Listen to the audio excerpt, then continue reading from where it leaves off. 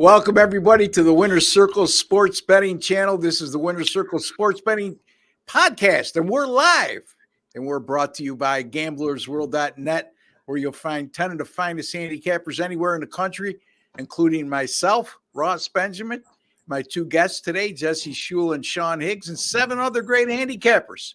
And it's there, folks, where if we guarantee our selections, I should say. And if you don't win, you don't make a profit on any single game or multi-game daily package, as well as subscription plan of 30 days or fewer. We will credit your account back the exact amount in which you paid for that specific purchase. All right, Jesse, how are you, my man? I'm hanging in there, Ross. We had a winner with the NBA last night. Results have been a little shaky the last week or two. Yeah, but still very confident moving forward, and the props on this show have been really kicking some butt. I got to say that. No complaints about the props on the show. You're the prop king. Doug Upstone also does pretty well with props. And folks, don't forget, before we get to Sean, last day for our special that we have going on right now, 3-day pass, which costs $99. With that $99 purchase, we'll give you an additional day absolutely free, and we'll guarantee that package that if you don't win, you don't make a profit, we'll credit your account back, folks, the exact amount of your purchase price. And don't mistake that guarantee for a sign of weakness. It's just our personal assurance to you that we know if you catch us at a bad time, we are extremely confident that if you stick with us over the course of time, we're going to make you money. So there you have it. Get 3-day pass, $99, get the 4th day free. Sean, how are you? Not too bad. No complaints. Baseball treating me good since Monday. Nice little 60% run up for the year. Basketball's been all right. 16-8 run there, 67%. Hockey, though, I'm done with hockey. I can't. It might as well just be freaking Turkish soccer. I cannot get a under and over a dog, a favorite. I'm flabbergasted by my ice picks. There's no excuse. What am I going to say? But at least I have baseball, and NBA has been treating me well.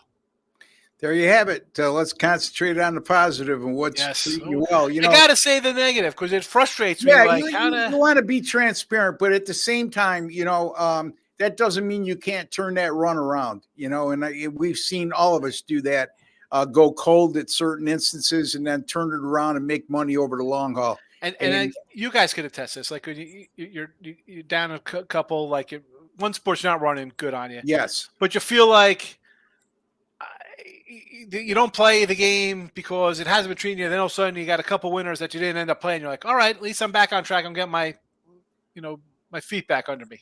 And then you grab one and loses. You're like, what? Instead of 3-1, I'm 0-1 now. I don't care. Like the wins to me, I expect to win every game, right? You bet a game you think is going to win. It should be a no-brainer. That's why I don't get that wrapped up in it because I should win every game. So I'm more annoyed at the loss than I am at hitting 67% in NBA or 60% in baseball for 5-6 days. Concentrate on the positive because at the end of the day, it's about making money over the long haul, not what you've done for me lately kind of thing, which too many people put emphasis on and are in terms of our customers and the people watching on the show. We're all here for the amount of time we've been in this business because we make money over the long haul. And last night, I really laid an egg. I had the Denver Nuggets. They lost by 45. And nobody was chasing me down the aisle saying, Ross, you need to pay extra money because that was a horrible pick. I bet what I bet and I lost what I bet. A loser, whether you lose by 1 or 45, it's a loser. Same thing with a winner. So again, still running hot in the NBA despite losing the last 2 days. 22-10 with my last 32 in the NBA. My basketball picks overall going back to the 19th of March, NBA college basketball combined, 61-30. So things are going well in that regard. And you're right, Sean, because I've been really treading lightly with baseball. And the major reason why is because I'm going so well in the NBA over the last 2 months. So again, folks, rated number 1 at a certain site. in 2024, 2023, and 2022 in the NBA postseason. And I like to think that when the games matter most and we don't have to worry about players on rest management or backing out of a game for a cold with 2 hours before game time, that when things are pretty much true to form in terms of what we're looking at, that I get locked in, and that goes for all of us. All right. So speaking of the NBA, boys, and speaking of that game last night, boy, oh boy, the Denver Nuggets have really laid 2 eggs in the series. It's 3-3, but you know what? They only count as 2 losses, and they just got steamrolled last night by the Minnesota Timberwolves. It's hard to imagine Minnesota will be that good in Game 7, and hard to imagine Denver will be that bad. So don't get too carried away on what you saw. But by the same token, Jesse, it certainly was an impressive performance by the Timberwolves last night. Yeah, I kind of expected it, Ross. I think, what did I say before the game? I said that Denver had shot 57%, 55%, 56% in the previous 3 games. And what I said in my breakdown was, it's not a matter of if they're going to suffer regression. It's a matter of when. I can guarantee you they're not going to shoot 55% for the rest of the playoffs. The question is, can they do it one more game? And the answer was no. But yeah, I mean, you see the road team win the first 4 games. Now that's switched home. I think that trend continues back in Denver being the home team. And, you know, Game 7s, we talk about Game 7s, unders, long-standing trend. But the books obviously know this too, because the total's sitting at 197.5 or something. It's 7.5 points lower than it was in Game 6. I still don't know that I can jump on that number, even though I think it will be a low-scoring game. And one of the lowest totals in the NBA season. I believe it's the lowest total in the playoffs. If not, it's right up there. And again, I've mentioned time and time again, Sean, perception is weighed into the equation when odds makers make lines at this time of the year. And Jesse said it, you know, the Game 7s in the NBA, in just about every major sport, whether it be Major League Baseball or whatever, or the NHL, Game 7s usually produce low-scoring games where teams are very attentive to defensive detail. There's a little bit of nerves involved, but again, this is a huge adjustment down to 197.5. Yeah, I mean, this is like 10 points off of what they've been in a series. Is it too low? I want to go over. Because I think someone has scored 110 in every game, right? Basically in this series, yeah. I'm looking at the scores here. Someone's getting 105 to 110 points. So to me, this is an over. This is way over adjustment based on a 70-point performance from Denver, and then you see an 80-point performance in there and some low-scoring games. No. I mean, come on. You're like 107 and 99 goes over here. You're telling me nobody scores 100 points? That's not happening. It's way over. I'd be shocked if this goes under. I mean, are you telling me in a Game 7 this is going to be 97 and 90, guys? You think it's going to be that low scoring in this game? I can see it, honestly. But nothing's even come close to that in this series. Well, what about last night? There was only 185 scored. So, but I'm saying the 70 is such an anomaly because every other loser, 97, 107, 90, and 80. That's an aberration. I mean, yeah, Denver, I believe they were held under 100 in the first 2 games of the series. They scored 9 points in the fourth. I mean, who's playing? At that point, the game's a blowout. Yeah, I mean, they pulled everybody by the 7-minute mark, though, Sean.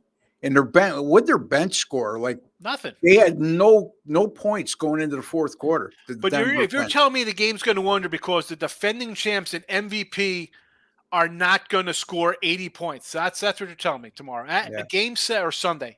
Game 7 at home, defending champs won't score 85 points. Yeah. Okay. Good luck with that. I'm going to take. Well, I agree, Sean, that the total is too low, but I disagree that they can't. 97 to 90 score would certainly not surprise me. I haven't seen anything remotely close to that even happening. Yeah, to me, if I can't find an excuse to use the over tomorrow, I'm probably going to pass on the total or in Game 7 on Saturday. Or is it Sunday? It's Game 7. Sunday. I'm That's a sorry. Sunday Yeah, game, yeah. the extra day. We're going to be talking baseball today. We got 3 free picks for you. Jesse's going to be looking at the Toronto Blue Jays hosting the Tampa Bay Rays. Sean, the San Diego Padres at the Atlanta Braves game. I'll be looking at the Red Sox at the St. Louis Cardinals. But before we get to those, folks, and I see a lot of the questions and comments popping up on the board already, and we appreciate that. Keep them coming. We'll get to as many of you as possible, time permitting. And before we get to that, Indiana and the Knicks tonight in Indiana. Knicks coming off a convincing win. We discussed this yesterday to a degree. But, again, is this game going to go 7 games? If you just base it on the fact, Jesse, the home teams are 5-0 in this series, you would think so. But it's never that easy, correct? No, it is never that easy, but I would certainly lean in that direction. Especially after the Pacers were thoroughly embarrassed. We've seen it time and time again in these playoffs. When you see a team get really roughed up like that, they usually respond. And you still have, one good game for the Knicks. People were counting them out, all the injury problems, the lack of depth. Me. Yeah, they have one good game, but can they string back-to-back games together, and can they do it on the road? That remains to be seen. I think the Pacers still have a significant advantage here with 7 players that score in double figures, the younger, sort of healthier lineup at the moment. I think it's going to be tough for the Knicks to close out the series here. I got a winning side on that game right up at gamblersworld.net. It's a 5-unit top play. So it's a high rating in terms of top plays for us. We get 6 5-unit plays per month, and we get 2 10-unit plays per month. This is one of those 5-unit plays, and I've been very good with those, going 6-1 with my last 7 and 15 and 5 with my last 20. So you can get that pick right now for $35, or you could just get the 4-day pack or 3-day package and get an additional 4th day free, folks, $99. And you're going to get all my NBA. And I have a Major League Baseball pickup as well tonight. But Sean, you know what? I like this team total. I gave it out as a free pick on another network, and I'm going to share this with the audience here. Indiana over 110.5. Here's the thing. The Indiana Pacers, and I've been tipping you guys off with this, since the start of last year, they've been held to less than 100 points in a game 8 times. That's it, 8 times. Think about how many games that encompasses. And they've averaged 125 points a game in their following contest after being held to less than 100. And we're also looking at an Indiana team that's played 46 home games this year, scored 111 or more in 38 of those 46 home games, which is around 88% of the time, or high 80s, whatever the case may be. But Sean, what do you got as a take here in terms of tonight's matchup? Well, I'm agreeing with Jesse here. I think it goes 7. We haven't seen the Knicks perform on the road. Even in a Philly series, they choked away games late and stuff, and they get the extra day rest, right? They get an extra day here. Should have been yesterday. They pushed it back because they think the WNBA had a game here. I'm going to go Pacers first quarter here. You're embarrassed? Come out, backs to the wall. You better come out blazing here, because this Knicks team does not quit. So I'm going to say Pacers -2 first quarter would be my strongest lean, because with the defense, you just can't trust them laying, 5.5, 6, whatever it is. The Knicks keep coming at you. As much as I think their lack of depth is going to hurt them. I mentioned on Wednesday, like Vincenzo's just poor shooting. Maybe he's got a little leg back underneath him, but we'll take it back to the Garden for Game 7 on Sunday. Then that's an under. You want to get down on an under in the Game 7? There's something I could get into. That game being 87-69, that will not shock me for Game 7 in that game. Yeah. Well, again, a couple points. Let's not forget the Knicks were at home in the previous game. They gained a lot of energy from the home crowd. Sometimes that energy and adrenaline can overcome a lack of depth and excess playing time for individuals who are not used to playing that many minutes. We saw a great performance, I thought, for what he was asked to do by Alec Burks in that game. I don't know if he's going to be able to do that again on the road. But in the Knicks, the last time they had a chance to close out a series was against Philadelphia in Game 6 on the road, and they came out on top in that one. That's not to say that we're going to see a repeat performance, but like we just said, it's never as easy as it looks. The easy thing to do is just stick with the home teams in this series. But you know what? Everything doesn't always fall into place like that all the time. Anyway, don't forget, I got a 5-unit, top play on this game. I got the winning side for you tonight. All right, Jesse, let's get to the baseball so we can get to our questions and comments, which we have plenty of already. And thank you, folks. Continue to chime in. We'll get to each and every one of you. All right, Jesse. Yeah, Ray, shut up, Ray. What's that? Oh, in the chat, they're saying you guys talk too much. Get to the goddamn picks.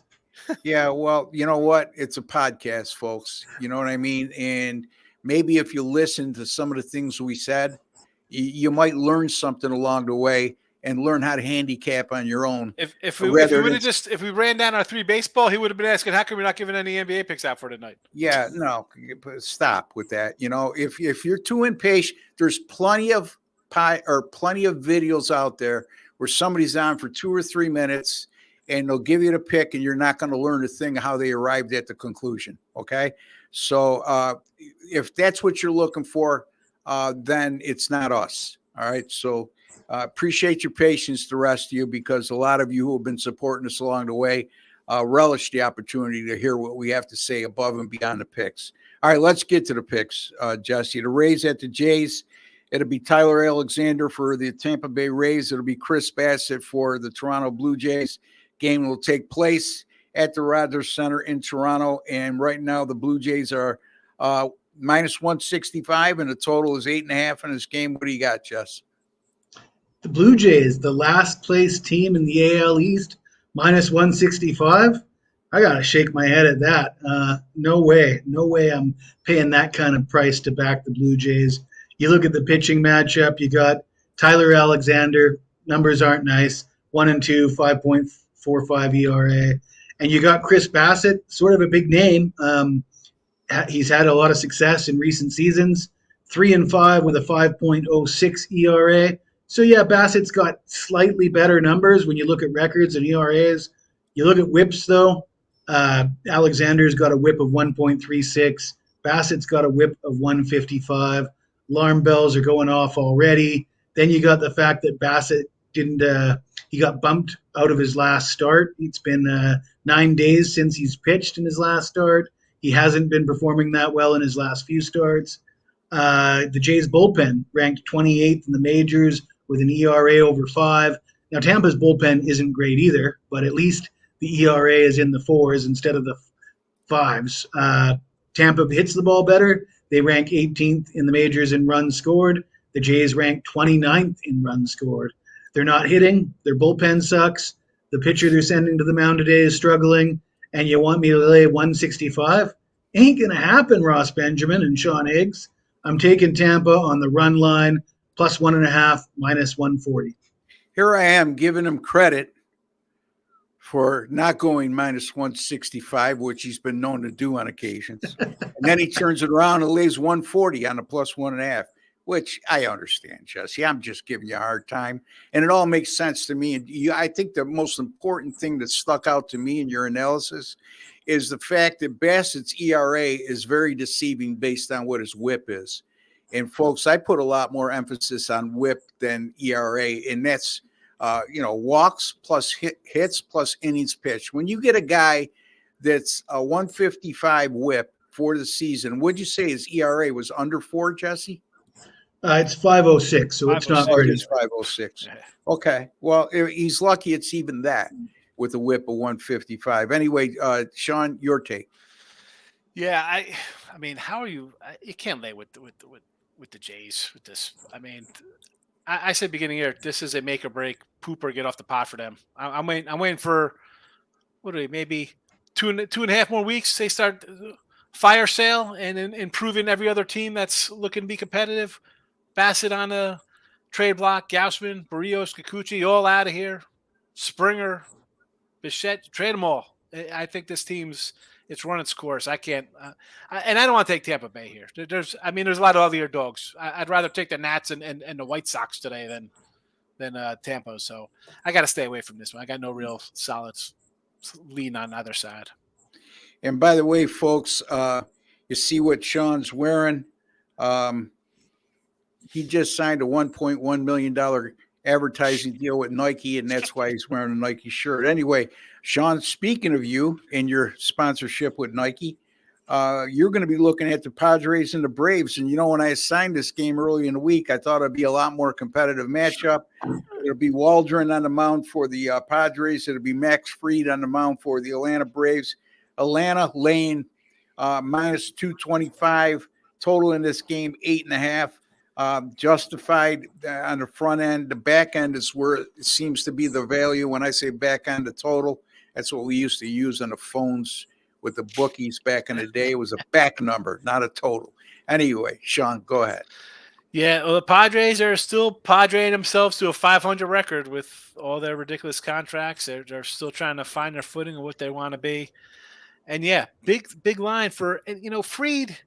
He's came back from injuries. Numbers are okay. Nothing. I obviously I'm not gonna tell you like 2-1. If you want to do a run line here, I get it. I don't mind. You want to take a run line? I understand, but Brave run line, tricky situation because I like the under here, and I had them the under when they're playing the Cubs last series, and it's a 8 spot here. How about a 18-1-1 to the under run for the Braves? And that's a whole season, 25-13, which is the crazy thing about that is you look at the Braves, they're in second place, lose Strider, Fried's coming back from injury. The offense has stopped hitting since like the first 10 days, 10 games or whatever, and yet they're still chugging along, not missing a beat. What's there to say, man? Good club. I know the lineup hasn't been all that great, but I could do a little run line if you're interested, but I'm going to go under. Waldron, if even he gives up 4 or 5 here, are the Padres hitting? The Padres it's a team to me. You look at guys, you're thinking, wow, we're going to put up a bunch of runs. They don't score runs. They had 5 unders in a row till they faced Colorado, and they got a couple overs there, and they lost that series. They got overs because Colorado was raking their pitchers. So, bad spot. They're traveling. I don't want anything to do with the Padres. I'm going to go run line here. This should be a nice 6-1 win for the Braves, and we'll go from there. Okay, you're going the run line. You're not using. No, taking the under 8.5. Okay. I'm saying the 6-1 right. stay under. All right, our official pick then as the Padres. I'm just saying, run line is. I'm going to take that. I just think the Padres aren't scoring anything here. So, gotcha. People don't like totals. They want sides and things. You get the Braves are. You said on an 18-1-1 under roll. Yeah, 9 in a row. Yeah, 25 and what's 13. What's the record right now? They are 26-14. They're 26-14. They're on an 18-1-1 under roll. And they're 25-13 to the under on the year. So the one time they get a push is a win for them. Well, my point being is, boy, oh boy, imagine when they start hitting, because they'll eventually start hitting. There's so much talent in that lineup. Is that ridiculous? Yeah, that is crazy. Yeah, you're on an 18-1-1 under roll, and you're 26-14 on the year. I mean, you don't have to break out the calculator when a team is that good from a win percentage standpoint, and they're playing that many unders to find out that they're not hitting very well, but they're getting excellent pitching. Jesse, anything you want to add to this? Yeah, I'd like to find a way to bet on the Braves here. Maybe a first half run line, minus a half. I don't know if that's going to be, if you're going to be outpriced on that or not. Sometimes you get a reasonable price if you want to take the first half minus a half. But yeah, I looked at the team total under for San Diego, 3.5. I'm a little, I don't really like that as much. I want to find a way to get on the Braves somehow. Yeah, I'm looking it up right now as far as the Braves minus a half a run in the first 5. And what am I getting here? Bear with me a second, boys. So 145 I'm seeing. Yeah, it's not steep for you. It would be steep for me, though. But yeah, there you have it. I mean, is that something you would recommend, Jesse? Because I know you're when you have a No, I'm perfectly comfortable with -145. yeah, If I think if it's an advantageous play, which with Waldron, he hasn't been shutting anybody down of late. On the road in Atlanta, yeah, I'm happy with that price. All right, so there you have it. But our official pick comes from Mr. Higgs, and he likes this Atlanta San Diego game to go under the total of 8.5. Also, Jesse Schule, he likes the Tampa Bay Rays plus 1.5 on the run line at money line odds of -140 over the Toronto Blue Jays. Let me get to my pick. It's the Red Sox and the Cardinals. It'll be Brian Bello going for the Boston Red Sox. It'll be Kyle Gibson going for the St. Louis Cardinals. Both of these starting pitchers are in excellent form right now. Gibson, over his last 5 starts, a 2.10 ERA, a 1.20 whip. 4 of those 5 games went under the total. And very important to me, he averaged 6 innings pitched per start because the Cardinals bullpen could be good at times, but for the most part, they've been inconsistent this year. Their ERA is somewhere in the 3s at home. They're 11-6 to the under at home this year, meaning the St. Louis Cardinals. And here's the thing: 17 home games, and they're only averaging 3.4 runs per game scored, and a team batting average of 208. Now, if I know the naysayers will say, "Well, Russ, look what they did in the last 3 games. Those 3 games were on the road." Okay. They have to prove to me that they could hit at home, and especially against a pitcher like Brian Bello, who's pitching so well right now. Bello, over his last 4 starts, a 2.11 ERA, a 1.08 whip. The Boston bullpen, over their last 7 games, a 1.93 ERA and a 1.04 whip. The Boston bullpen in 21 road games this year, a 1.89 ERA and a 1.07 whip. Boston, similar to Atlanta, the Red Sox have played 14-2 to the under in their last 16 games. However, they're not as good as Atlanta. It's just been a lot of low-scoring affairs. And the Boston Red Sox have been better on the road than at home this year. And in 21 road games this year, they're 12-9 and allowing just 2.7 runs per game. That speaks to the ballpark they play at in Fenway Park. And when they go on the road, their pitching staff has done much better when not playing at the hitter-friendly Fenway Park. And the weather should not be an impact whatsoever tonight. Very light winds at 3 miles an hour, only a 15% chance of precipitation. I'm going Reds Cardinals under 8. Jesse? I would tend to agree with you, Ross. Neither one of these teams hitting the ball well. St. Louis seems to be more of a pitcher's park than a hitter's park in recent seasons. And with no wind, there's no reason to think it's going to go over that number here. Yeah, St. Louis coming off a series which they scored some runs, Sean. But if you look at their overall numbers, that's the first sign of life they've shown offensively. Now they come back home, where I just alluded to. They're hitting 208 as a team, and they're facing a pretty damn good starting pitcher. I should say a hot starting pitcher right now. There's a discernible difference between a real good pitcher and a hot pitcher. But your take, Sean. And we lost Sean's audio. He probably hit the mute button. I'm there. There you go. Yep. That's because I had the kids. It's like school's ending, so they're home. They're banging on the door. I'm like, no, I had to mute them. So that's why I had to mute it. Bello, young guy, might be good. He has been pitching well. I can't get behind St. Louis at all. I think they were going to be a train wreck to start the year. You bring in a bunch of geriatric guys my age to pitch. It's not going to work out well for you long term. Come on, Gibson and Lynn and Sonny. What a disgraceful for the Cardinals fans. I'm with you on the under, though, because I can't trust the Sox offense away. I like them. They got a bunch of young guys, too, there. But Gibby's been not terrible. I like the under. I want to take the Sox, but they're favored. That tells you all you need to know in a game like this, where it's a pick-em, near fave kind of game. It's not bad. St. Louis' star is falling from the sky, Ricard. They're definitely in a weird situation with Goldie and Arenado. What are they doing? Yeah, they're looking to move Arenado from what I saw yesterday. Yeah. The Yankees are in a conversation for that. How good sense. Would that be for Yankees if to fill that third base hole with Nolan Arenado? Listen, I had a Yankee under win ticket because I'm not a fan of their starting pitching, and they pitch well. Listen, they're everything's lining up good for them right now because they aren't really hitting. They're facing teams they're beating.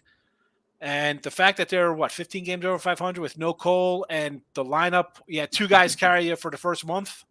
And now all of a sudden you got guys starting to hit. Wow. Aaron they Judge, get Renato.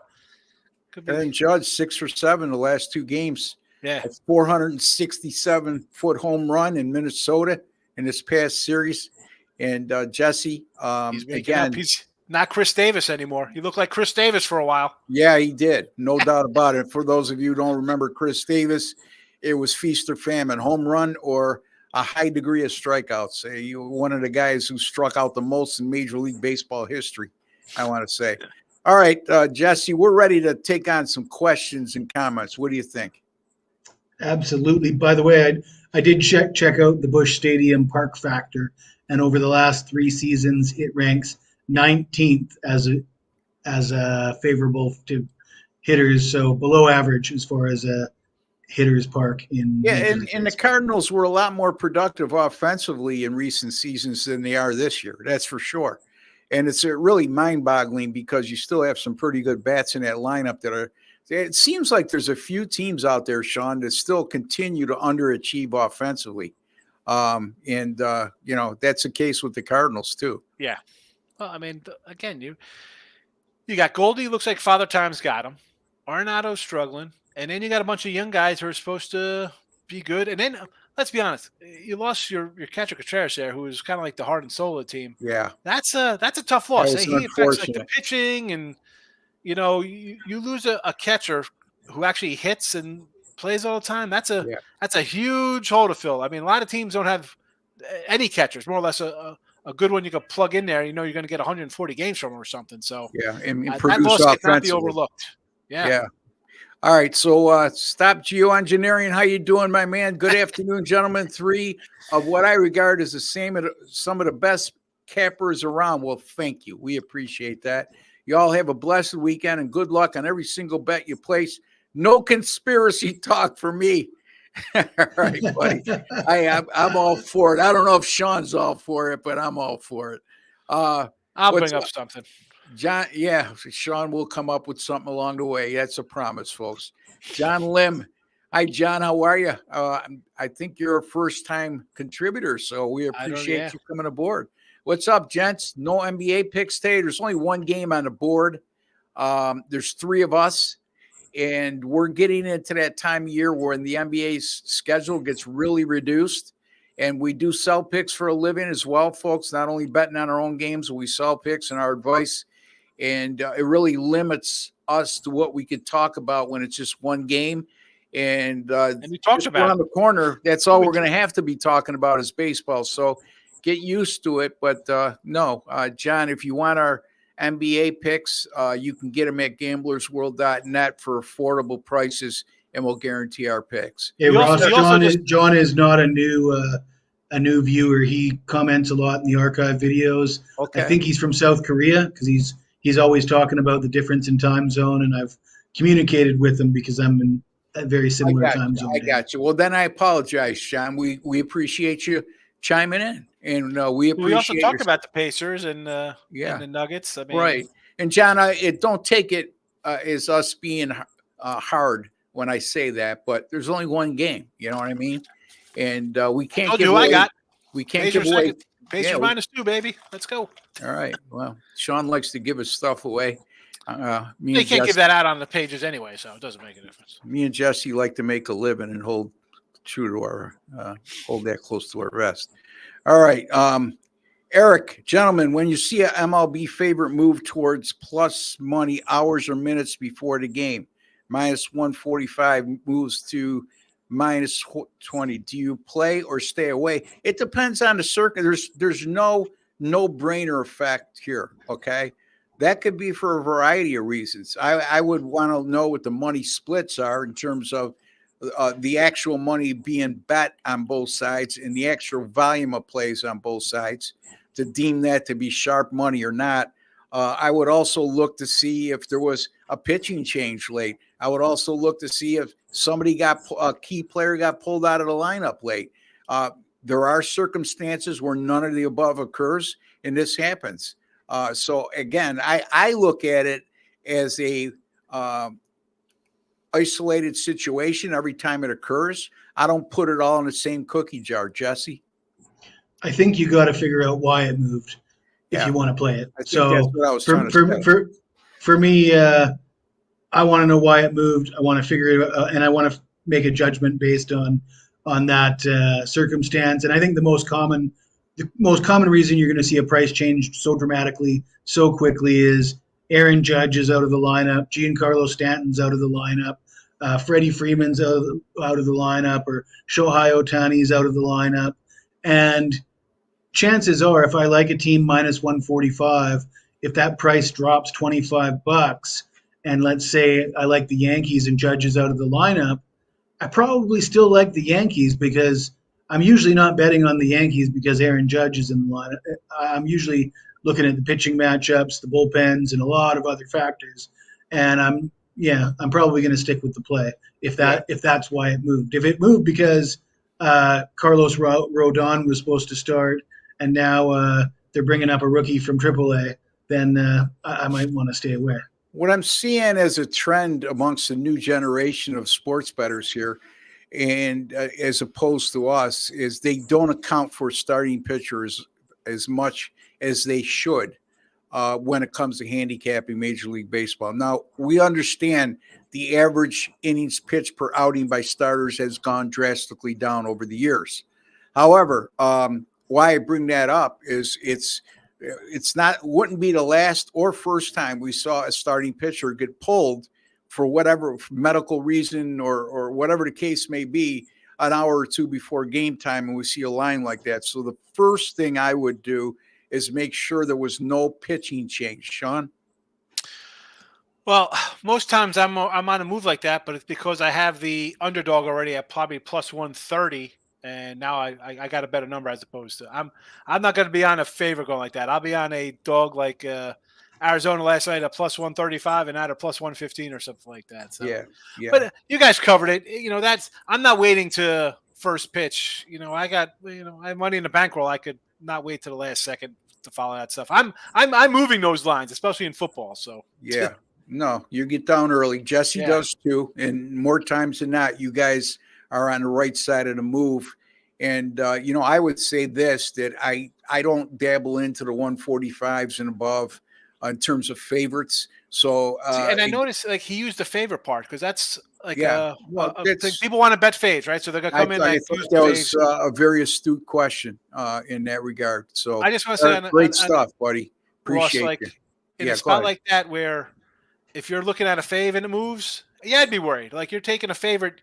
You think it's like the Yankee game goes from 240 to 285 today. That makes sense, right? Everybody's going to bet the Yankees.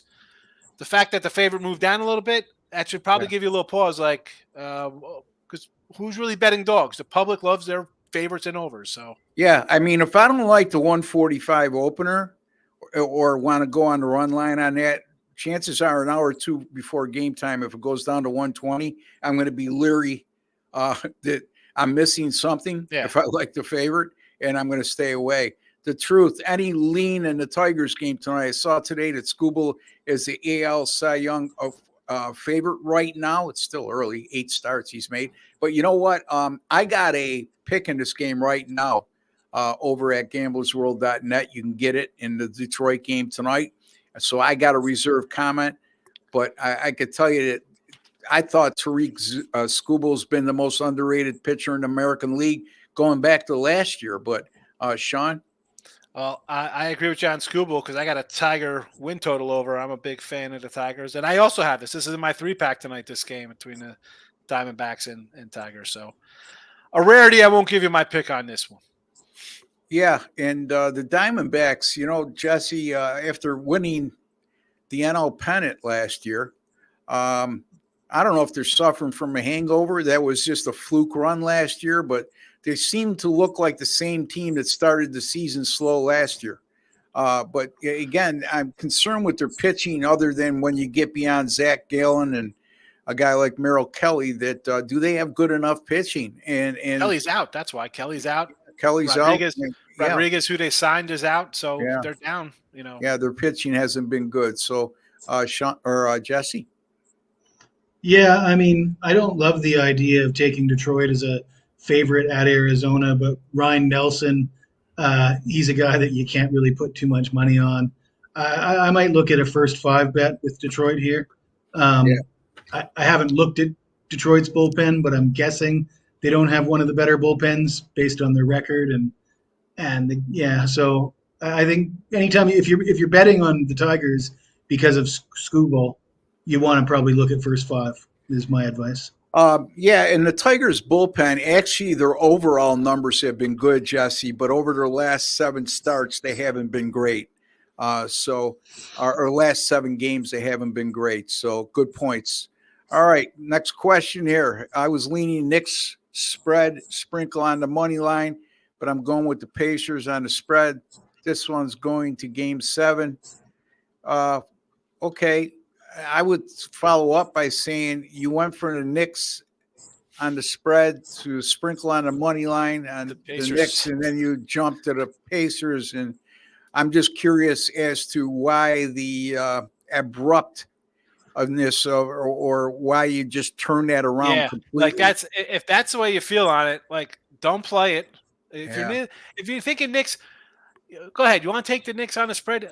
You got the best guy on the floor, probably Brunson, right? He's going to come out. He's going to shoot the ball 30 times, and you think you're going to have a shot. So I can understand you want to take a Knicks spread. Fine. But to come back and say now you're going to lay the other way, no. Just if it's going 7, it's going 7. That's stay away from the game. Yeah, again, I got a 5-unit play on the winning side in this game up at gamblersworld.net right now. Jesse, your take on what Stop Geo had to say. Yeah, I think anytime you go from I like this team to I like the other side, that's how you get yourself in trouble. Yeah. But if he's listening to the advice of this great panel, there's a positive to be said about that. How about this? I've got a prop for him. He could bet on Alec Burks over 10.5 points, and then he doesn't even have to worry about the side. How about that?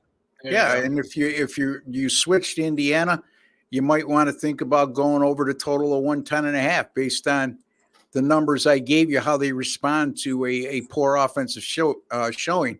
Now, the flaw in Indiana is yes, they bounce back with great offensive showings, but they also their defense it continues to be a liability. They gave up 120 in their previous game against a Knicks team that's much improved offensively, but they're not deemed to be one of the more explosive NBA teams right now.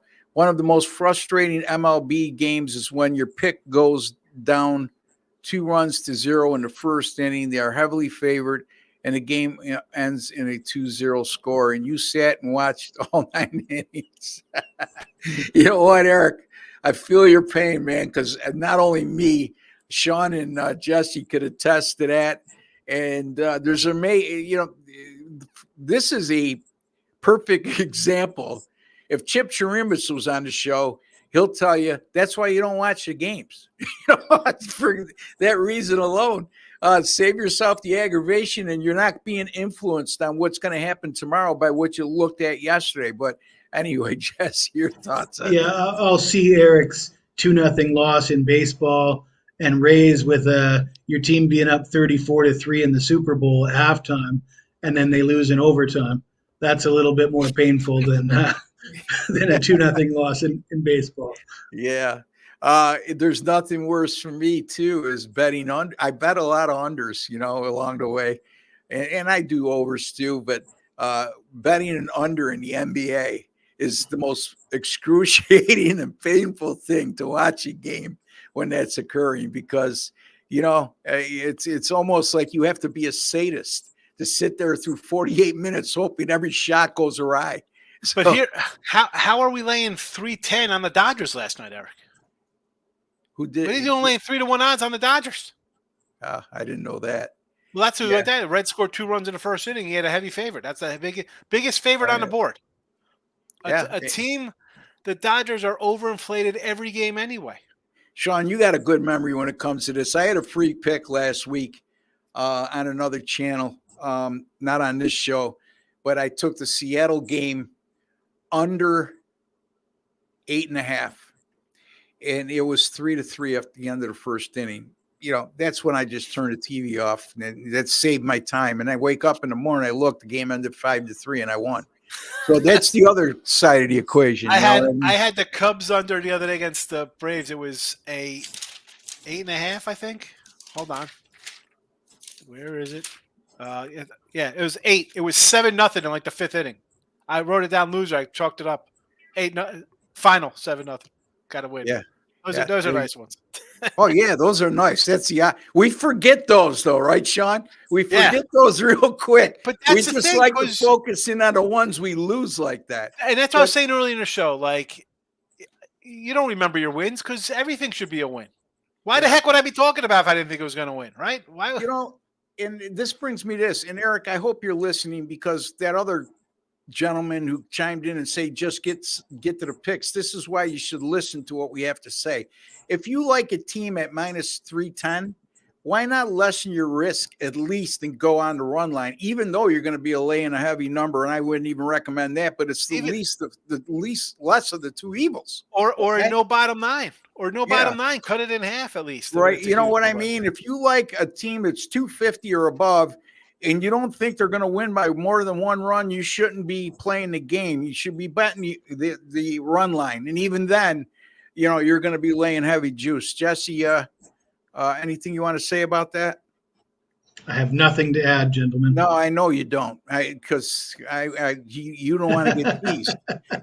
All right, Ray with an E. How you doing, Ray? Glad you came aboard. You guys addressed Ray earlier in the show. Okay.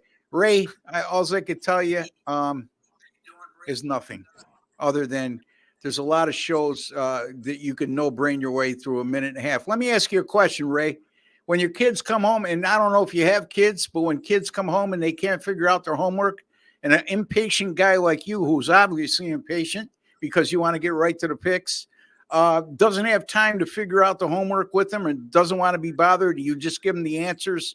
And the kid keeps doing that every night, and you want to get him out of your hair, and you want to get to what you're doing next, and you keep giving him all the right answers to homework, and he turns in the papers every day, and he gets an A. That's great. The teacher, the kid's happy, you're happy as a parent, and then all of a sudden he gets a test a week later, and he has to figure out how to get the answer himself.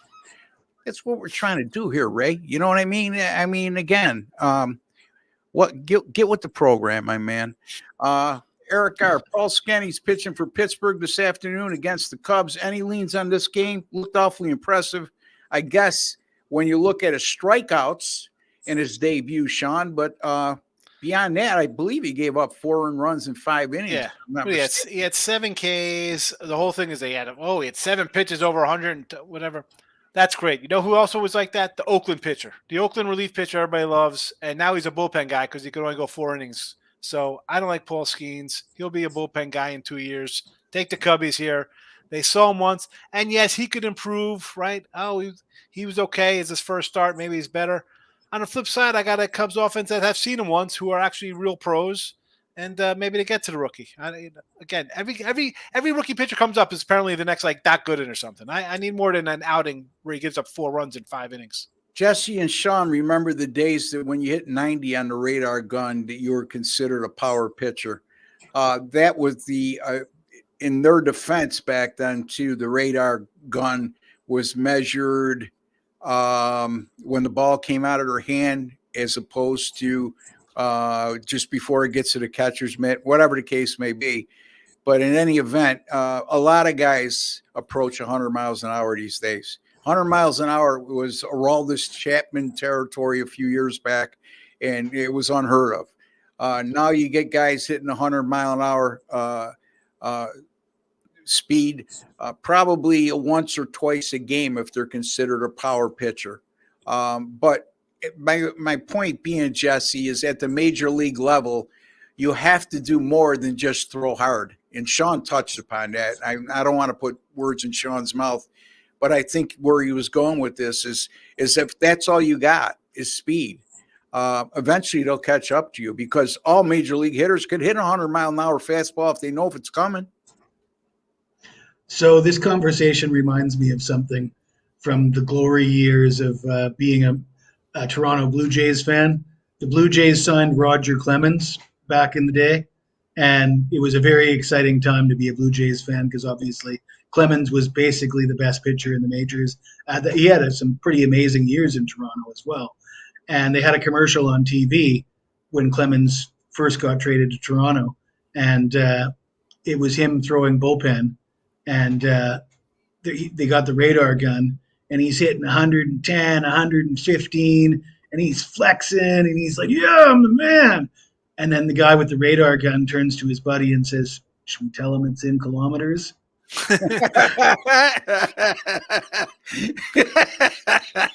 There you go, man. Anyways, that's what I thought of when you had this conversation about the velocity. But yeah, back to the Cubs and the Pirates. So I'm looking at this game. I see the total 7.5. The wind's blowing in at Wrigley, but barely. You got a Cy Young winner on one side, but he's got an ERA over 10. I know Hendricks has been a little bit better, but in recent starts, but still, Hendricks is no longer that kind of pitcher.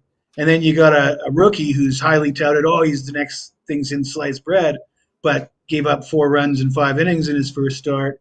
The total is 7.5, and I'm scratching my head thinking, is that a little too low? So those are my thoughts. Yeah, you know what, Jesse, I'm glad you brought that up because Sean, when you get a guy like Hendricks, even in his top form, in his prime, was not a power pitcher. Yeah. He's a guy who changes speeds, really intelligent pitcher, not going to overpower you, not a guy who's going to average 8 to 10 strikeouts per outing. And when I get pitchers like that, I remember when Andy Pettitte was with the Yankees, same thing. Yep. The next pitcher in every sense of the word, right, Sean? Always when Pettitte pitched, I wanted to know the statistics of the home plate umpire in terms of totals, where you could look that up now. You see who the home plate umpire is. You can open up that strike zone a little. Yeah. I mean, if you get a guy that's a home plate umpire that's got a lot of overs, that means he's going to get squeezed. You know what I mean? And by what I mean by that is that strike zone is going to get smaller, and he's not going to get the calls on the corners they normally have. I mean, again, I'm curious to know if you guys think in that regard the same way. Sean, I'll start with you. No, because for a guy like Hendricks at this point in his career, again, he was a pitch to contact guy. He never had strikeout to inning kind of guy. And in today's baseball, where everybody teams strike out 7-8 times a game, you think you'd have more just based on that. And he's not. He's on the wrong side of the age chart. And for a spot like this, it just didn't even jump at me. It'd be like probably Cubs or nothing, right? You see a low line here. The hype is on one guy. Okay, no let me rephrase that, Sean. I know you're asking me about if I look at in a broader sense. A broader sense, okay? Maybe, but I'm not, because I'm going right to the pitcher. And if I like the pitcher anyway, I don't mind who's behind the plate because my pitcher is going to be good no matter what. Yep. I like to look at that. I used 2 examples here. I wasn't trying to be specific, but what I am saying is let's even use Kyle Hendricks when he was in his prime and Andy Pettitte in his prime, when these guys were in the high 2s and low 3s, and especially when you're looking at a total. And then I look at a home plate umpire that's had 27 times behind home plate, and the games have gone 17 and 9 and 1 to the over. To me, and then I look at the average walks per game when he's behind the plate. It to me is a true indicator of when you don't have a power pitcher, and it's like you say, pitch to contact. Those types of pitchers, the Greg Maddux of the world, that depend on getting the calls on the corner, expanding the strike zone a little bit. Then, Jesse, that's where I'm going with this. Is that something you even consider when looking at matchups? Yeah, no, I should do it more, Ross, to be honest. I haven't been doing it enough this year. I certainly think it's a good strategy, and specifically when I'm betting totals. But because of the time of year and the time constraints and the fact that I'm so focused on NBA right now, I haven't been digging too deep into the umpire matchups. But once the NBA wraps up and we really start zoning in on baseball, I mean, I probably only bet on a half a dozen baseball totals this year. So that's one of the reasons why I haven't been digging too deep into it, but I will. And I do believe in it. And I think it is good strategy. Fair enough. All right. Ray has another question here. Feel like a Pitt and the Cubs is literally a coin flip. Well, the line would indicate that, I would think, right, guys, if I'm not mistaken? Yeah. Yeah. All right. I don't know who to take for degenerate action. Well, I think that don't take the 2:00 Friday game. Just right. You know what? Jesse and Sean just touched upon this, and I didn't comment, but I wholeheartedly agree with both of them. If there's uncertainty, you're switching. You got up in the morning, liked one team, you started reading into the game a little more and doing a deep dive. Now you like the other team. In this particular matchup, you're trying to decide who to play because you just need action at 2:00 in the afternoon. Ray, what I would recommend is, yeah, it's degenerative action, but, I'm not going to call you a degenerate. What I'm going to tell you is to be smarter, and I think these two guys would agree with me. You don't have to bet. Again, you don't have to bet a Monday Night Football game in the NFL just because it's the only game on the board. Take that Cubs game and Pittsburgh game, put it on tonight's card, and ask yourself this: would this be a game you're even looking at playing? That's the way we feel about it. So okay, I got great news for Indiana Pacers fans. Anybody holding Pacers tickets tonight, you should feel really good about it because there's a guy in the chat with the handle Locksmith, and he's saying Knicks +6, and I just think that is fantastic. All right. Here we go. Hey, Ray, I don't even know what the odds are. You want to do something? How about take a Pirate Ribby prop here on maybe I don't know what the odds are, but Connor Joe I think's been clean up, and then I look at Roddy Tells who's been absolutely terrible this year, but he's probably got some nice plus money. Him or Grandel, two guys hitting 179 to 176. That's what I'm looking for, an RBI against Hendricks. Two bottom row feeders here. So you'll probably get nice, probably 205 plus 200s on those two guys for ribbies. And again, don't get caught up with the wind blowing in because as Jesse alluded to, winds of 10 to 12 miles an hour in Wrigley Field are not strong winds where they may be elsewhere. Winds of 20 to 30 miles an hour is why which are not uncommon, whether blowing in or out, is why the sports books hold off on game totals on at Wrigley Field to the day of the game and don't give you an overnight on those games. It's almost 1:30 a.m. here in my country, getting sleep. Hey, John, we appreciate you joining us, and we appreciate your loyalty in that regard. So hopefully you gathered something from the time you did watch the show. All right, we already addressed this, Pirates or Cubs. Carlos, good job, fellows. My mom's always said experience knows best. It's the bottom line is you could be an experienced sports bettor, but not an experienced pro, okay? And again, I don't mean to offend anybody, but there's a lot of people out there that have been betting on sports every day for 30 years, and all they're doing is just depleting the money they make annually because they don't win. So there's a discernible difference. Ninja, there's my man. Good morning, my friend. And who are we going to pick on today? Yeah, who's overrated today, Ninja? Yeah, come on. I'm always on pins and needles wondering where you're going with that. Earl Sports Bet. Where am I? Right here. Hello, people. Hello, my man. I'm not sure if we're talking to Nick or Tim or both, but good young men there, guys who really work hard at their craft. You could find them over at picksandparleys.net if you're interested in the Earl brothers and like those guys, like those kids, because you know why? Their ears are always open, and they got a good foundational base. Anyway, Jesse, what should I do with the like button? You know what to do with the like button. That comes later, my man. That comes later. We can't take away. By the way, folks, there is a like button. I'll say this before Jesse emphasizes it more later in the show. Hit that like button. It's just a small token of your appreciation for the time, work, and effort we put into bringing you a quality podcast each and every day, 5 times a week. And also, if you have not subscribed to our YouTube channel, which is the Winner's Circle Sports Betting channel, what are you waiting for? It's absolutely free. Just hit the subscribe button, hit that WC logo on the bottom right-hand corner of your screen if you're on your PC, and then go into your YouTube settings and click on the alert notification bell for Winner's Circle Sports Betting channel. You'll be notified immediately upon any of our 5 podcasts going up weekly. Seattle, Scotty Scheffler is awesome. Great golfer. Didn't he get arrested this morning or something? I thought I heard something like that.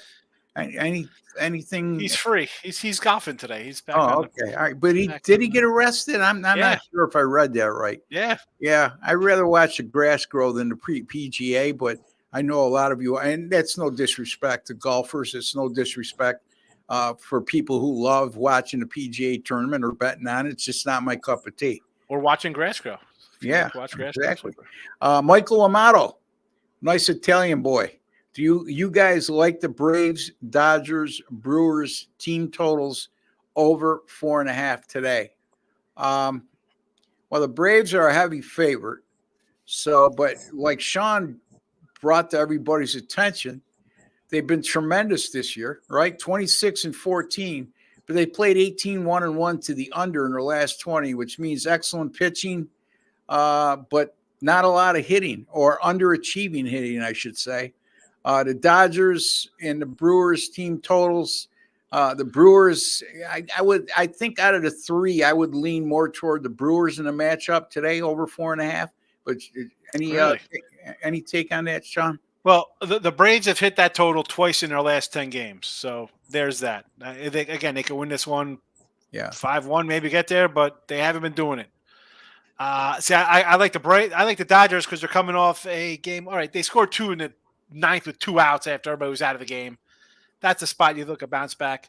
And the Brewer team, as much as the offense is statistically all right, Hunter Brown's been bad. I don't know. Dodgers my favorite. Braves would be a question mark, and Brewers I really don't want, believe it or not. Yeah, I almost used the Brewers today, but I opted to go with the Detroit game, and the reason being is Hunter Brown, who's struggled all year long, to say the least. He's had 1 good outing out of his 7 outings. The Astros are 1-6 when he's their starting pitcher, and that high ERA that he's posted is a good reason why. And I think his ERA, if I'm not mistaken, correct me if I'm wrong, is over 8 over his last 3 starts. So, and the Brewers, we keep waiting for them to come down to earth. They keep hitting, Sean, and it's very surprising. That's I can't believe that. I can't believe they're in first place. I mean, we talk about teams that are doing it. Right. Smoke and mirrors. I mean, how is this team 26-17? I mean, Peralta. I like Peralta. Yeah, I liked him better when he was behind Burns and Woodruff. Now both of those guys are gone, and he's the one. And offensively, it's like how. I mean, I'm not a big Yelich guy, but he seemed to find a stroke again. I don't know. This team here concerns me. I think this division is the Cubs to lose if they get their act together. Like talent wise, I think they're the total team. They got more than one pitcher. They got a decent lineup. But here we are, Brewers in first place. Yeah, I mean, Jesse, you talk about regression. Is this, when you see a team hitting what we perceive to be over their head, like they have been in the first, I don't know, we're getting close to the halfway point, not quite there yet. Quarter way through. Yeah. What do you see a regression here with the Brewers, or is it too early to tell? Well, I think regression is a little different in baseball because you got a larger roster size and you got a lot of guys who it's difficult to account for how good they're going to be because you're not that familiar with them. But I guess one thing I'll say is a couple of years back, the Yankees broke a record for the best first half in history before the All-Star break, and then they had one of the worst records in baseball after the All-Star break. And that year, the Yankees weren't really expected to be that good. So they definitely suffered some regression. I certainly wouldn't be surprised to see Milwaukee. But then again, I mean, the way I look at it is if you were wrong about the Brewers, maybe you were just wrong about the Brewers. You know what I mean? Yeah, but you know what? There are some parallels to the examples you just used. You know what I mean? And in that particular instance, regression takes on a whole new meaning, because if you thought the Yankees were a regression team because they got off to a better start, you were going to get a lot of value in the second half of the year because they're such a popular bet. They're like the Dallas Cowboys in the NFL when it comes to that. So, yeah, good stuff, Jesse. All right, Io. Good afternoon. Zayo. Ao. Good afternoon, all. I'm Gino. First time here. Hey, Gino. Nice to have you, my man. Well, pleasure to come aboard. Gino, who's he kidding? This is a Detroit Lenny Burner with that Detroit Tiger thing here. Hey, we got Detroit fans in here. Let's not make light of it. Pacers money line, Madison Square Garden already sold out. Game 7, Knicks take it in the end. So, again, Carlos is just pointing to the fact that it's been a homer series, and he's probably talking up Sean's alley here because the NBA wants to see 7 games. The NBA wants to see a Game 7 in New York, and NBA wants to see a Game 7 in a big market, and NBA wants to see a Game 7 in the Cathedral of Basketball, which is Madison Square Garden. Sean. And Sean knows that Scott Foster is going to be the referee tonight, right, Sean? Yeah. And then I'll bring in Nick Bavetta for the game at MSG. Yeah. Yeah. I think the Knicks are – the line was out already. I saw the Knicks 5-point favorite at home for that game already. Oh, yeah, way too early for me. Listen, I mean, Pacers minus 200. I can't do that. That's – love the Knicks money line. Well, you just said you thought it was going to go. Who just said it was going to go? So Carlos said Carlos said 7 games. So, all right. Well, again, it's a good value. There's no two ways about it if you look at the price. I see that. I like to see that proof. Listen, the Knicks have to have tickets and the game staff. So there'll be proof that game is technically be played because they have to hire people to be there and order food for concessions and stuff like that. They're not going to sell it day of. But he's asking for proof, Ross. Are you telling me the teams don't have playoff tickets printed for games? Yes or no? Well, they always do, buddy. Exactly. That's what I'm trying to tell Ninja here. That's why he's asking for proof. Not proof because is that if it's got to be a Game 7 because they spent $1 million on concessions already. No, okay? he's just saying this just in. There's a lot of events to go on at Madison Square Garden. Yes, but I was saying from a standpoint of you need proof. Like, well, there is proof because they print up tickets for all these things. Hell, I mean, you could find San Francisco 49ers championship Super Bowl champ shirts from last year. They're printed up. They didn't win, but they made them. Sean is not paranoid, folks. They're just all after him. Jesse, anything on the conspiracy? I just looked up the referee assignments for the game, Ross, and you'll be happy to hear there's no Scott Foster. There's no Tony Brothers. It all looks on the up and up. A bunch of guys that are not known to be as corrupt as the extender, Scott Foster. The extender. However, everything says to go the other way. I'm not sure exactly the reference you're using. You talk about because he said take the Knicks money line, but he says everything says, Okay. All right. How fast do they get the refund back on those tickets? Wait 2 to 3 weeks. It depends on the franchise. So yeah, I mean, if you shell out that kind of money for tickets in the NBA at this time of year. It's not a lot of people are going to starve waiting for that refund. Usually takes 2 to 3 weeks to process. Wouldn't shock me.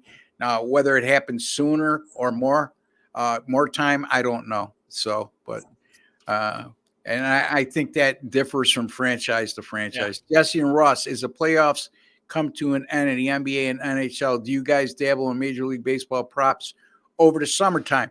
Jesse definitely does. Right, Jess? I don't. I very seldom do.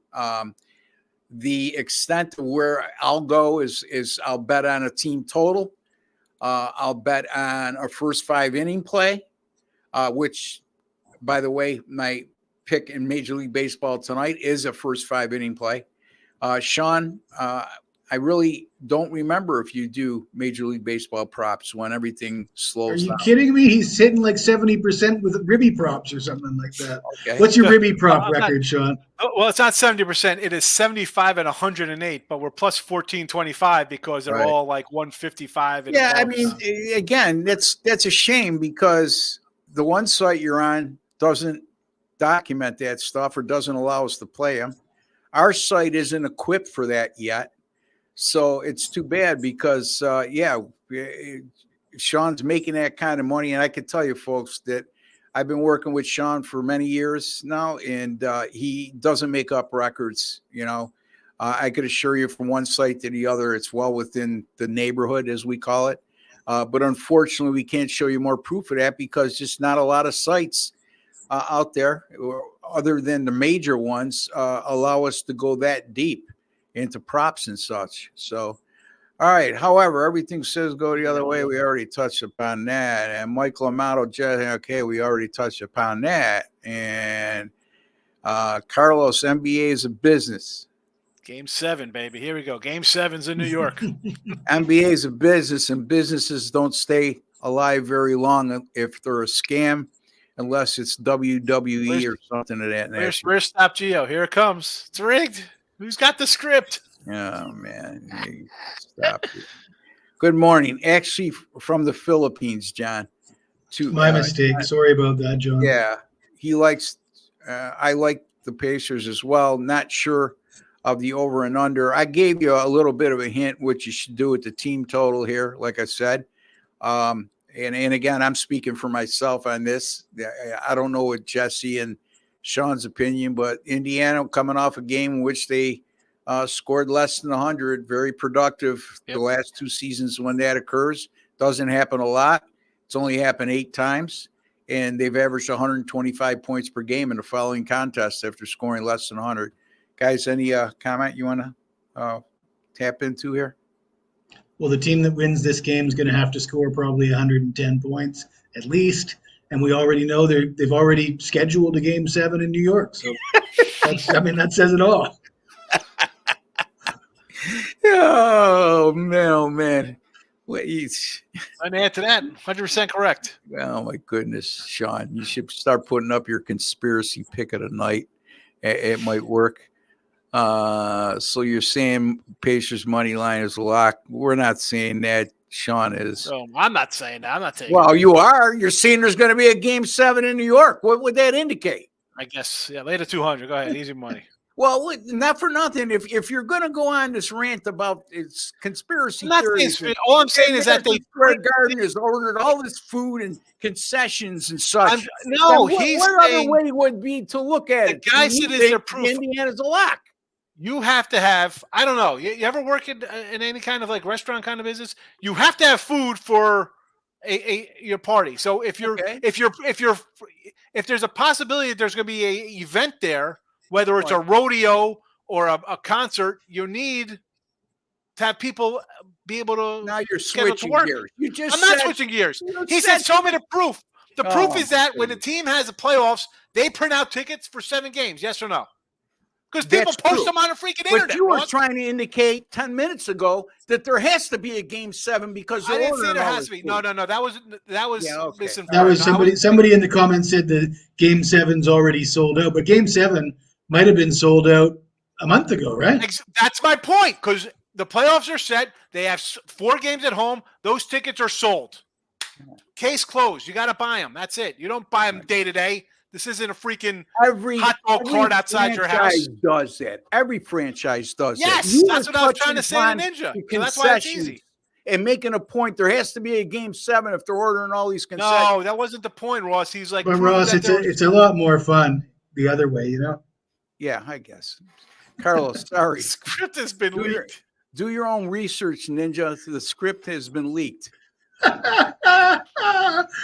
Perfect timing for that comment to come up, too. Do me a favor, Carlos. If you're getting leaks on scripts, let me know when the next supposed hit movie's coming out so I could produce it before the original writer does. Anyway, nothing is a lock. Thank you. The 3 picks, the 3-pack in NHL simple today. My numbers say Florida, money line, and over 6. That's a 3-pack, huh, Al? Oh, boy. Yeah. Whatever is it? Florida money line over 6 in the 3-pack. I was going to say, maybe, are you the type of individual that has to take your shoes off when you get over 10? But it looks like that you don't even need to take one shoe off. So, Ross, we talked about Game 7s in the NBA. and you mentioned that all sports game sevens go under the total, and you I can didn't say all go under the total. I'm saying a high well trend in that direction. yeah, Trend exactly. toward low scoring games. That's sorry, I misspoke. But you're absolutely correct. The NHL as well. Game sevens trend under a lot of the time. Game sixes as well, and I think that's the same in the NBA. Elimination games, game six or game seven, they trend under. So this guy's talking over in the Florida game. I don't like that. And I want to give Leg Show a shout out because Leg Show in the chat earlier said he's got a plus 340 bet on a scoreless first period in the Florida game. And I like that a hell of a lot better than what we just saw from that last guy. So, under games, usually a lot of fans consider them boring.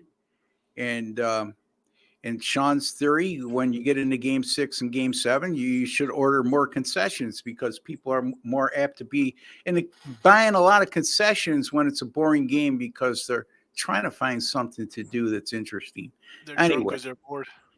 I don't do research on conspiracy theories. Well, you could Ninja, if you really want to do research on conspiracy theories or talk to somebody who knows a lot about conspiracy theories, Mr. Higgs is your guy. All right, it's all in the numbers. You're 100. You're 100% correct. That for me it is anyway. Okay, and somebody mentioned to me the other day when I gave out some, and I think I mentioned this with you guys on Wednesday when I had the Knicks as a free pick the other night, and I had indicated that I thought they were a resilient team, and this is why. And I rattled off about 3 trends that shows how good the Knicks have been off a loss this year in various situations. And somebody said, you throw the numbers out the window when it comes to the playoffs. There's some degree of truth to that, okay?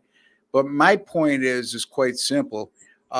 If you're a guy like me, and I can't speak for Jesse and Sean, if you're a guy like me that's just out to beat a number and doesn't get caught up on who's on both sides of the ball, who's hurt, who's not, who's iffy, what the weather is, then you have to apply pertinent numbers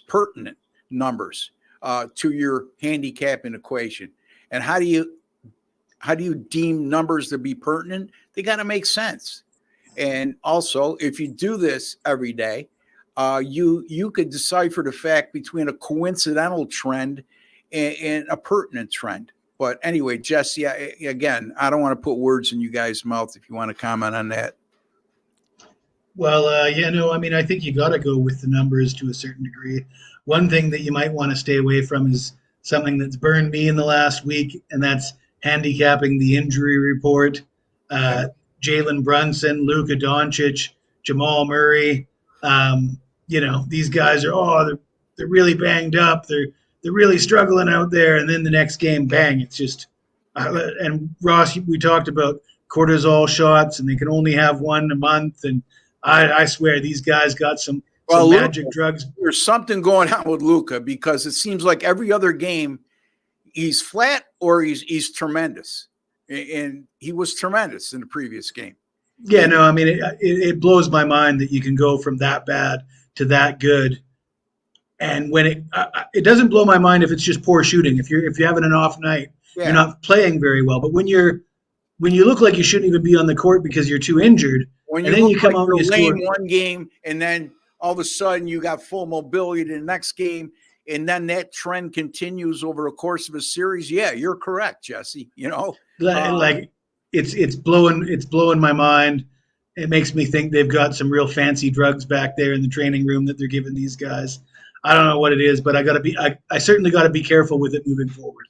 Either that or the rehab they're using or tweaking.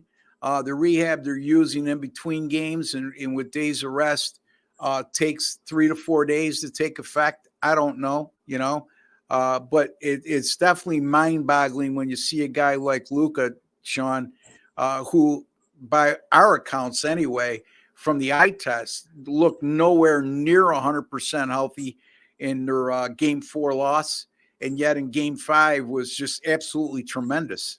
So who knows? What do they give him a shot? Some steroids. It comes out, boom. Ninja. I get a kick out of Ninja. Leg Show. Hello. Hey, Leg Show. How you doing, man? Here we go. DJ 100 grand, man. There's my man. I got a lot to say about this. I know. I saw this one. Why does handicappers take a beating the closing line as being successful when that is not the case? I don't know. I can't speak for Jesse and Sean. Us beating the closing line means little. It's us beating whatever the line is when we put the pick out and publish it and when we put the bet in. So if whoever you're referring to probably isn't playing on the level with you, DJ.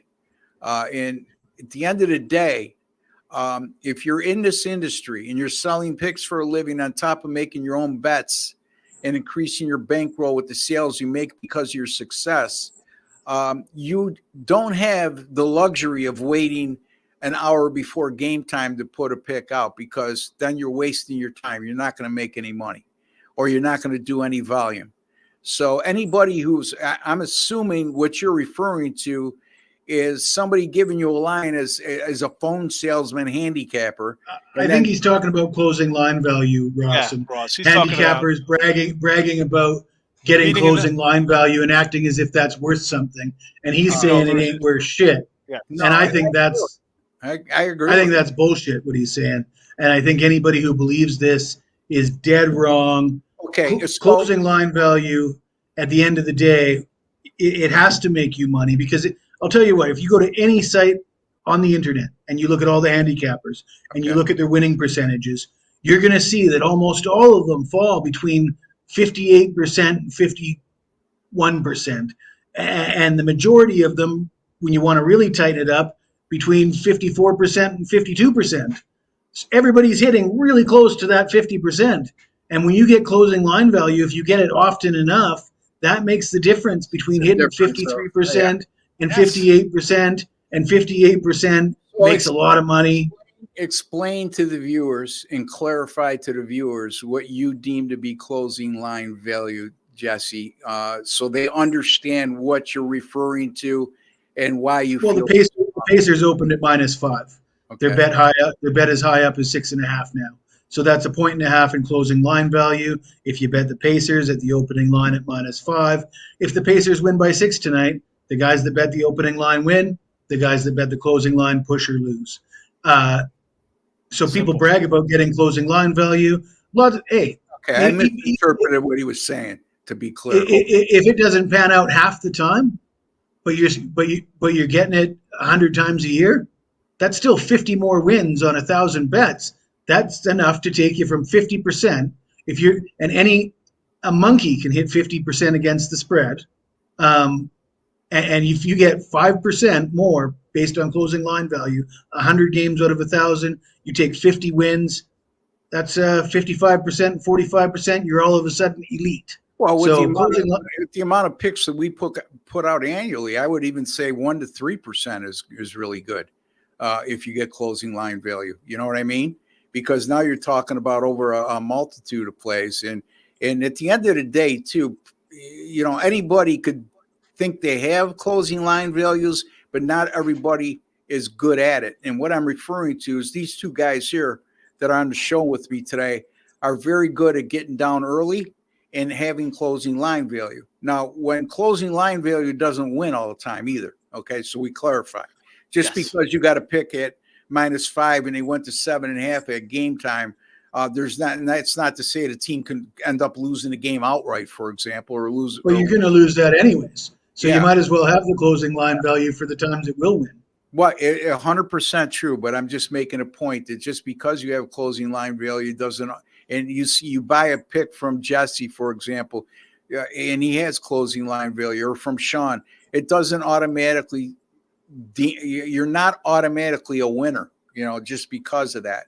What they're telling you is that it's going to be the difference between hitting 53 and 54%. You know what the difference is? Let's talk about Sean's NFL season 2 years ago. Yeah. What was your percentage, Sean? 64%. 64% for a season, and over what, 200 NFL plays? Yeah. And how did you do that, Sean? That's beating the line. Well, Half of the games, I was way ahead of the move. closing line value, right? Yes. Half of the And without the closing line value, would you have even hit? I would want to know. I would want to know 55% maybe. I would want to know how many times that closing line value came into play. Okay, where it actually made the difference between a winner and a loser. I'm not saying it's not occurred, and I'm not saying I disagree with you, Jesse, but so we don't get carried away. Okay, there's a big difference between Sean Higgs and somebody else that's not doing this for a living every day, like yourself. Mm-hmm. Okay, do you agree or not? You have to be good at it too. Oh, you have to be elite to be able to get the closing line value. But that's why handicappers brag about getting it, though, and that's what this guy's saying. You got these guys on the internet saying they're so good because they always get closing line value, but it's useless if they're not winning. But the thing is, you only have to win half the time when you got closing line value, or it only has to make the difference half the time, or a third of the time, or a quarter of the time, because you're not going to lose any games because you got closing. No, you're going to suffer the same amount of losses. But I think half the time is a stretch, because when you're talking half the time, let's hypothetically between a -5 and a -7.5, you're talking half the time the game falls on 6 or 7. It's not going to. I would like to think, Jesse, and I agree with you. Only I would even think a minimum of 1 to 3% is going to make you money over the long haul. And also with this, listen, do sometimes, like we joke about, catching something by half a point, whether it's a total in a game, anything. It could be in any sport, right? You win some by half point. And with the closing line value, maybe that comes into play. A lot of times, though, for me, it doesn't make a difference, because the line goes from, I'm telling you, take a team -8, and all of a sudden it's 9.5, or we're taking a +6 and now it's down to 3. Those are the things where it doesn't even make a difference, because my dog is winning outright. But I'd rather, because you'd be like, well, it's still a loss is a loss, a win's a win. There's no closing line value, whatever. I'd rather lose, say, you know what? I had this game at +4. It went to +2. I was on the right side of things. They ended up losing, but you know what? I was ahead of everybody else's thought process. Like when you do this all the time and you're betting thousands of games, you want to be ahead of what everybody else that's in your circle is doing. Because DJ, that was a great question. We're running on an hour and a half, so let's get to these questions and comments, because we got to close shop up real soon here. That's a good one. That all the time. What's that? I'm sorry, bud. Well, we can talk about that, because that comes up often. It's a great topic. It really is when you stop and think about it. And I misinterpreted what DJ was trying to say, and you guys clarified that. And I agree with you. Even though I'm not a proponent of it, it's certainly, if you're good at it, again, you have to be good at it. You can get line value and does you no good, because it never comes into play. I think I said to take the Jets the other day at +6. They're down at +5 now, just so you know. Yeah, let's make it a profitable. There you go. Let's make it a profitable weekend, and thanks to each of you for your expertise and generosity. And thank you, Tom. We appreciate your loyalty and your participation on the show. Like everybody, it means a lot to us. Fried shutting them down and getting a no-hitter this time. No hitter. Come on. Yeah. Be happy. Just be happy with a 4-1 win by this guy. Yeah. No hitters, man. WTF, 2 of us with the Tigers. East Demo. Right. What are we talking about here? 2 guys commenting with Tiger logos. The Truth and Dale. Come on, Ross, give us a picks. Tyree, I don't know what you do for a living. Okay. We gave him picks. Yeah, I mean, unless you want me to give you my pay picks. But you don't know where this came in the comments when we were talking about stuff. It's near the bottom, so I would assume. Let's see here. It came in at 1:40 p.m. Eastern time. All right, so it came in over 40 minutes ago. Tyree, again, I'll tell you the same thing. Jesse, you seem to be in love with Jesse by your past comments. I think this is the guy. And Jesse's in love with Sean. Yeah. But I would suggest to go to Jesse's free picks videos he does on his own site, on his own YouTube channel. He only goes 5 minutes, and you can get right to the picks, because this isn't that type of show. My man, based on some of your comments, you need to start understanding why picks are made a lot more, because I've seen some of your comments, you're way off base. So all due respect, man, if you want this racehorse type of thing to get right to the picks, you're watching the wrong show, and you need to have more patience, or you need to go to Jesse's YouTube channel and get his pick in a matter of minutes. I don't have to research when I can buy picks from these great handicappers. Thanks, buddy. We appreciate it, Ninja. Horrible. I don't know what that means. I'm not even going to guess. If you like plus money, Panthers, Bruins, first period, yeah, we touched upon this already. I like this one leg show. Yeah, Jesse already complimented you on that leg show. Good luck tonight with that. Good luck then, Ninja 13. Yeah, well. Thanks. All right. So now they are great cappers. Reason why I'm watching. Carlos. Yep. Got you, Carlos. Thank you. Appreciate it, man. New York. All right. If you like the Knicks, go for it. Yeah. Should buy their picks too. And let's see. Going way the F over. What game's going over? The Knicks game, I think he's referring to. We talked about that at length. I like the Marlins today. The Marlins, break them up. They won 3 of their last 4, guys. Watch out. So, anyway. John Lim. It's a long weekend here in Canada. We celebrate the Queen's birthday, so I'm getting ready for barbecue this weekend. Let's go Knicks tonight. All right. My friends from the Great White North. Met some of the best people I've ever met. From the caribou, country of Canada. Caribou steaks. I lived 70 miles away from Canada. Met a lot of hockey players that come over here to play. Since we're the basically what you would deem the AAA franchise of the Buffalo Sabres, and also a lot of Canadians that after they finish their playing days here, stay in Rochester. You know, it's even though the beer is nowhere near as good. Anyway.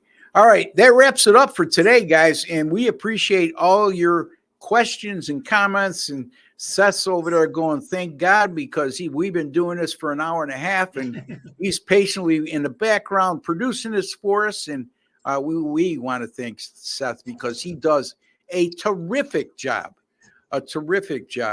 So there's my man. There he is. He's coming in live with everybody. Man. There's the guy. All right. That's the guy who makes it all happen in the background. At least he put his clothes on, folks. Usually you come in, he's got no shirt on. And Jim Quinn. Yeah, usually Jim Quinn's just in his undershorts. And, pair of tighty whiteys, the old guy. We wouldn't want to shock you with that. But any event, again, folks, gamblersworld.net. You can find all 3 of us there. Again, last day, 3-day pass, $99. We'll give you the 4th day free. We guarantee all our selections. If you don't win, you don't make a profit on all single game, multi-game daily packages and subscription plans of 30 days or fewer. We credit back your account the exact amount of your purchase price. Don't forget to subscribe to the Winner's Circle Sports Betting channel. Hit that subscribe button. It's absolutely free to do so. On your PC, hit that WC logo. It serves the same purpose. And Jesse is going to tell you what to do with that like button, which is extremely important. Smash that like button. Smash that like button, folks. For Jesse Schule, Sean Higgs, and Ross Benjamin, we hope each and every one of you have a great weekend. Stay safe, and may your bets all be winning ones. Until the next time, take care and God bless, folks.